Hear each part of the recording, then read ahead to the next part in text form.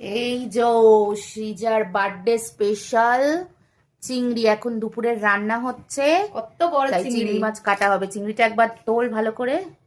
এই যে দেখো চিংড়ি মাছগুলো আরো বড় আছে, কয়েকটা ওরকম ওপরে ওপরে রয়েছে, তো অত বোঝা যাচ্ছে না। সৃজার জন্মদিন বলে কথা, স্পেশাল চিংড়ি লাভার, চিংড়ি খেতে ভালোবাসেও, তাই ওর জন্য ওর পাপা চিংড়িগুলো নিয়ে এসেছে। তোমরা কে কে চিংড়ি খেতে ভালোবাসো এইরকম?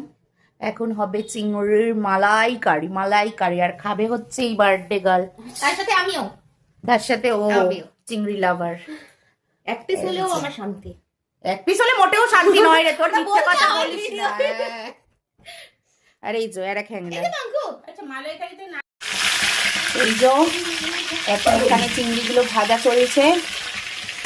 সেই সকাল 6টা থেকে আমরা সব করেই যাচ্ছি, কখন রেডি করতে পারি দেখি।